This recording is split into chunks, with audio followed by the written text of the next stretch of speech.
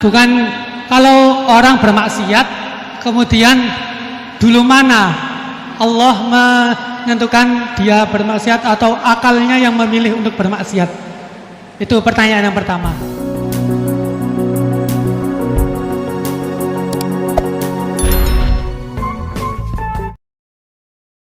Bismillahirrahmanirrahim. Assalamualaikum warahmatullahi wabarakatuh.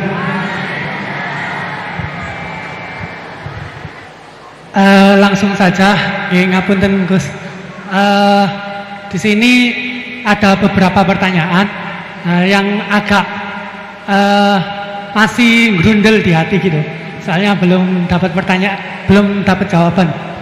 Yang pertama mengenai dari tadi penjelasan dari Gusti Allah menciptakan hamba di dunia ini, ada yang taat dan ada yang suka bermaksiat gitu.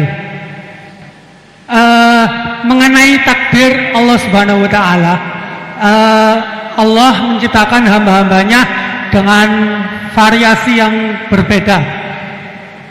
Kemudian manusia diciptakan dibekali dengan akal untuk membedakan dari setan dan juga malaikat. Kemudian pertanyaan saya, dulu mana Gus antara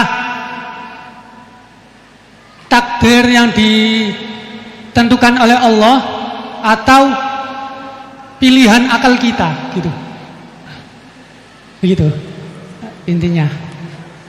Soalnya kan bukan kalau orang bermaksiat kemudian dulu mana Allah menentukan dia bermaksiat atau akalnya yang memilih untuk bermaksiat? Itu pertanyaan yang pertama. Untuk pertanyaan yang kedua, ngapunten. Untuk pertanyaan yang kedua, intinya kan tadi istihad daripada ulama itu menentukan hukum yang berbeda-beda. Terus kemudian kita sebagai yang hanya tabik saja mengikut, itu bolehkah? Kan dari kata guru saya, kalau hukum fikih itu yang ringan-ringan disebarkan nggak apa-apa. Tapi yang berat-berat dipakai sendiri gitu. Tapi biasanya kan kita kebalikan. Yang ringan-ringan soalnya kita tahu ilmunya, kita yang pakai. Terus kalau ada orang yang tanya, biasanya kita yang kasih jawaban yang berat-berat daripada hukum fikih. Jadi yang saya tanyakan, kalau berpindah hukum dari awalnya ikut imam ini terus kemudian ikut imam ini, itu bagaimana batasan-batasannya gitu. Syukron. Baik, terima kasih. Ini pertanyaan yang ringkas disampaikan cukup panjang. Niki langsung dipun jawab nopon. Oke, monggo Yai. Ini tadi hoax itu, saya waktunya tinggal 10 menit, enak saja. Enggak, saya nanti langsung itu, mungkin langsung ke Jogja, kan jadwalnya itu saya memang ke Jogja. Baru ini saya ke Jogja naik pesawat gara-gara hormat ke Mas Buhin. Sepanjang hidup saya nggak pernah ke Jogja naik pesawat, baru ini nanti rencananya naik. Karena tak hitung kalau pakai kereta atau bis nggak menangi ngaji di Jogja. Saya jadwalnya ngaji di Jogja nanti jam 4:30. Begini, itu pertanyaannya betul tadi, itu ngawur betul itu. Karena begini ya, masalah qadha qadar itu kan sudah dibicarakan semua ulama di kitab-kitab. Satu, kita mengikuti ahlul hakikah. Idza dzukiral qadar fa'amsiku. Kalau qadha qadar sudah dibicarakan fa'amsiku, kamu harus diam di situ. Karena pertanyaannya gini, kalau kamu orang soleh, dan semoga Anda pelatihan jadi orang soleh, itu melihat Allah sudah menentukan semua, itu keren. Saya bangga punya Tuhan yang sudah tahu nasib saya kayak apa nanti.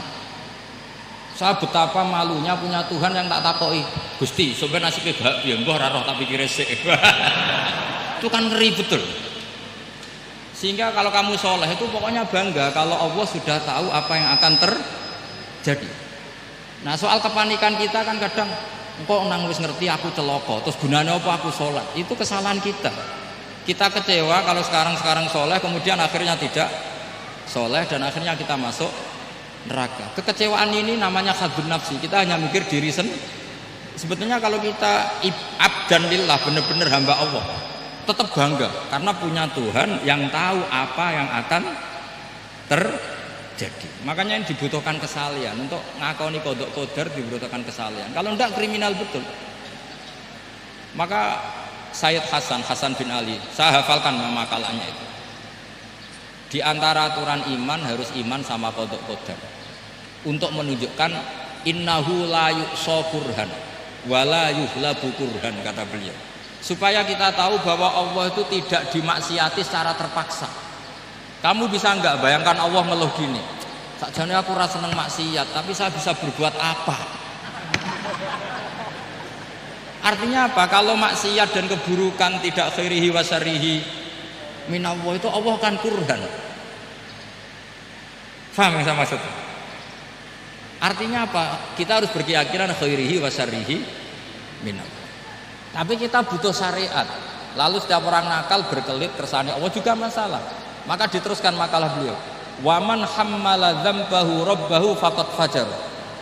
Dan siapa yang menimpakan dosanya atas nama Tuhannya, maka faqad fajar. Dia lacut betul. Wong sing zina kuwe Allah kan gak melok zina, sing maling kuwe ora melok maling. Sing beto bak-bak kuwe ora tau beto. Terus kowe muni kabeh krana Allah, itu kriminal betul. Jadi makanya orang soleh itu harus hafalannya banyak supaya niru-niru orang soleh itu. Ini kan enggak ingin soleh tapi pakai akalnya sendiri. Itu bahaya dalam agama, karena agama itu harus ada riwayat. Makanya beliau menyebut 2 kali. Siapa yang tidak meyakini khairihi wa syarrihi minallah, maka dia faqad kafar. Karena seakan-akan di dunia ini waqa'a fi mulkihi ma la yuriduhu. Kalau kamu bilang syar tidak minallah, berarti waqa'a fi mulkihi ma la yuriduhu, di kerajaannya terjadi sesuatu di luar kehendak. Tapi waman hammala dzambahu rabbahu faqad fajar. Orang yang menimpakan dosanya ditimpakan karena Allah, maka faqad fajar. Dia lacut betul. Allah ndak ikut maling, ndak ikut zina, ndak ikut korupsi kok. Oh, ini kehendakmu ya. Nah, kalau kamu bisa paham itu, ya sudah jadi orang soleh saja. Kalau ndak, ya pilih wa amsiku tadi apa? Sudah, tidak usah dibahas. Jadi saya mohon semua yang dengar ngaji saya ini, yang enggak tobat supaya tobat, yang sudah tobat ditambahi ilmu, karena biasanya tobat itu ya karena enggak ngerti apa-apa, semua mikir. Itu makalnya Sayyid Hasan bin Ali, cucunya Rasulullah SAW, dan itu diamini oleh semua ulama. Saya pernah ditanya seorang rektor, enggak terima dosen, enggak terima mahasiswa, rektor. Tanya, Gus, yang benar itu Jabariyah apa Qadariyah? Jawaban saya lucu, sementing soleh dulu. Kalau setelah soleh kamu enggak apa-apa, Jabariyah atau Qadariyah. Karena setelah kita soleh, perasaan kita gini, qaddaronillah ala sholat, saya bisa berbuat apa di depan kehendak Allah. Sehingga perasaannya orang soleh ketika mengatakan al-abdu majbur adalah mengatakan la haula wala quwata, asal soleh loh ya, asal soleh.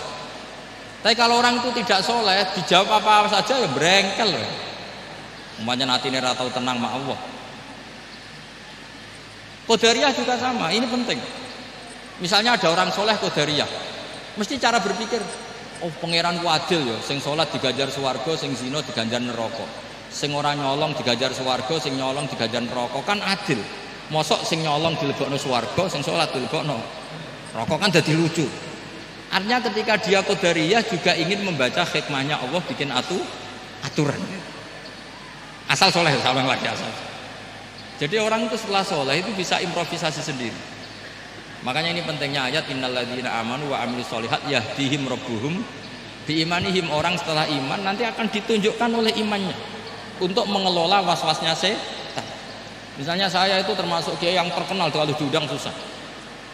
Karena saya fanatik fikih, saya punya ibu, saya punya pondok, itu artinya punya kewajiban. Yang bisa mengalahkan kewajiban adalah kewajiban sing akbar, yang lebih besar.